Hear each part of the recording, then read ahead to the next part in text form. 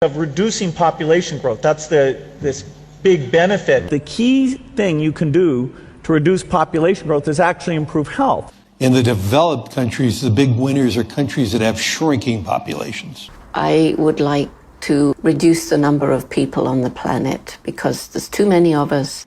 When we invest in clean energy and electric vehicles and reduce population, Wait. What the? More of our children can breathe clean air and drink clean water. What the fuck? Now, the world today has 6.8 billion people.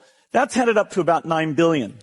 Now, if we do a really great job on new vaccines, healthcare, reproductive health services, we could lower that. We're taking things that are, genetically modified organisms, and we're injecting them in little kids' arms. We just shoot them right into the vein. What the? So in the next 5 to 10 years, for the next pandemic, we'll solve all those problems. You say the next pandemic, there will be another pandemic. Absolutely. We don't know when. History teaches us that the next pandemic is a matter of when, not if. We know what's next. We're going to have another major coronavirus pandemic before the end of this decade, before 2030. If we really want to prevent the next pandemic, and there will be one, there will absolutely be an outbreak of another pandemic. It may be next year. We need more money to plan for the second pandemic. There's going to be another pandemic. We have to think ahead.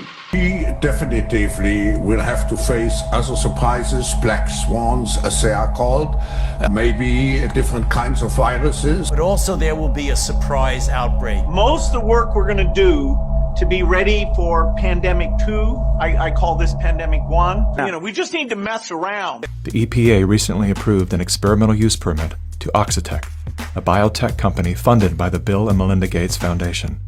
In an effort to fight malaria, Oxitec will soon release millions of genetically modified mosquitoes in various U.S. states.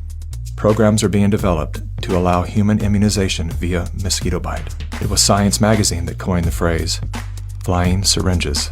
Just then, by sheer coincidence.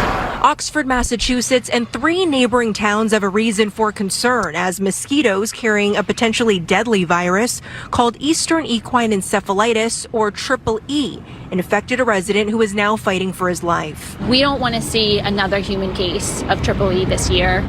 The rare but dangerous disease can cause swelling in the brain. There's no treatment and anyone can get infected. The death rate is as high as 30%. The city is applying pesticides to reduce the threat of the West Nile virus.